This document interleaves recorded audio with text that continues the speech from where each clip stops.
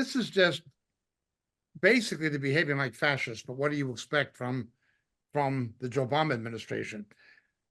Barack Obama first gave a presidential authorization to the commemoration of this day for trans visibility. This is just absurd. Placating a certain community that's a minority. But when it conflicts with Easter, that the majority would observe, well, we're going to do it anyway, instead of just moving the day.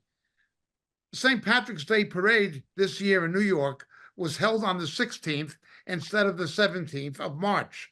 It's not unheard of to move it a day. If a holiday falls on a Sunday, they would celebrate the holiday on the Monday to make sure people can have their day off according to union contracts and whatever. That's the normal way things are done in the United States and in many other countries, most other countries, certainly in the developed world. But they wouldn't do it because the homosexual holiday had to take precedence over the resurrection of Christ, over the Christian holiday. But it was not merely coincidental. The Biden White House, in the annual Easter egg roll festivities held at the White House, they banned Christian symbols. They banned any Christian symbolism. In England, the symbolism would be hot cross buns and things like this at this time of year. They banned any kind of Christian symbolism from the Easter egg roll celebrations in the White House this year. So you know it was not simply a coincidence and we're not going to change the day as we normally would. It was further hostility directed against Christianity and against Christians. You are looking at an administration that is inimical to the Judeo-Christian fabric of the country. In this case, it's Christians. If you look at the way they're mistreating Israel, it's Jews. If you look at anything they do, it's somehow anti-American. This has got to be the most anti-American administration, literally anti-American.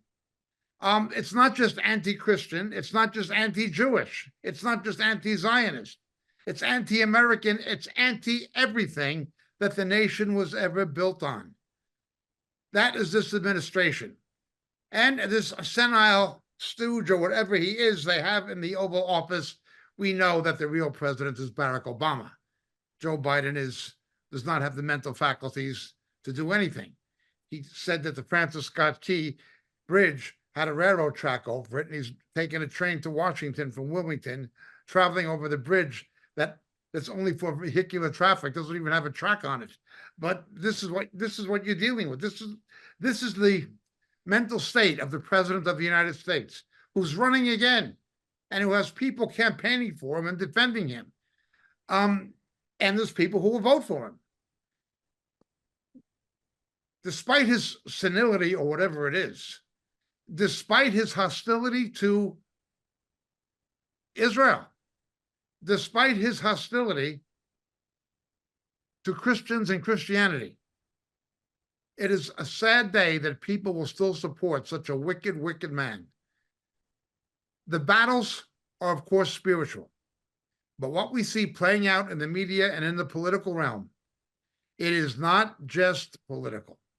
It is spiritual. He actually banned any kind of Christian symbolism from the White House this Easter, in tandem with making it a day of recognizing transgenderism, when scientifically there is no such thing.